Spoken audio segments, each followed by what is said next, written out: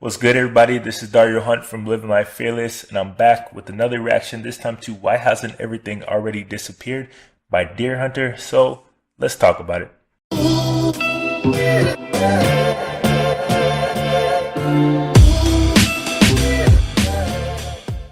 I'm not familiar with their entire career, and I haven't followed them religiously enough to really speak on their entire evolution from their beginning. But I do know that in the past, they have always been known for their penchant to make nostalgic sounding music. And from the interviews that I've seen over the past year or so, their lead singer has kind of been trying to distance themselves away from that nostalgia kind of stick they've had. And while it's something that he has reiterated on multiple occasions, it doesn't really feel like they did very much distancing on this project.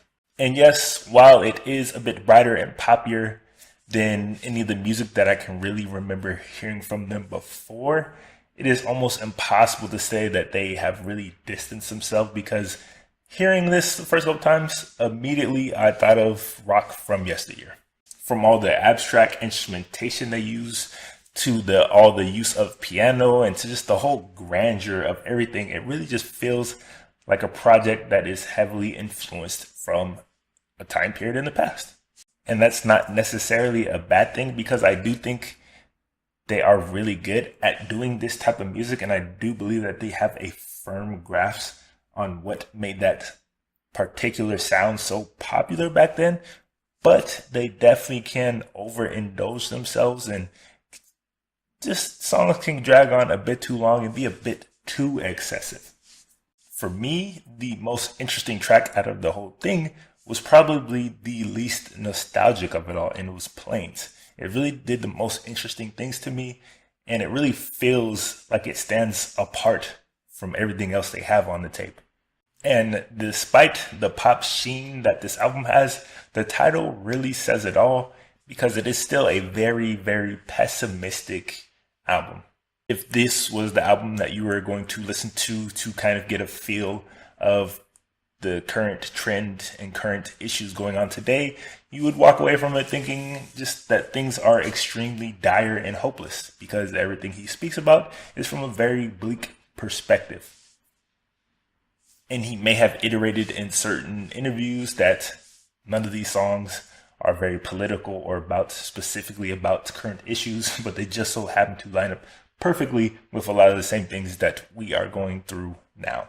I don't know, it really is kind of a strange mix between American and English rock sensibilities, but when it does work, it works really well and creates some great moments on the album. But when it doesn't, it can definitely drag on far too long and be far too overindulgent, eye-rollingly so. But there still are a lot of really good moments here, and there is a bunch of interesting music to be heard. But for those of you that have heard the album, what do you guys think about it? Do you think they really, changed a whole lot from their past albums? Do you think it was far too overindulgent in some parts? Let me know in the comments down below, and be sure to head over to the official site where you can leave your own ratings and reactions to this album, other albums, and everything else I react to over there on the site. If you have anything that you would personally like me to react to, you can let me know in the comments down below. And if you like any gear that are rocking these videos like this or this, you can also head over to the site and grab some for yourself. As always, thank you guys for joining me. If you are liking these videos, please smash that like and subscribe button for me. I will be back shortly with more reactions, but until then, I will catch you guys soon. Peace.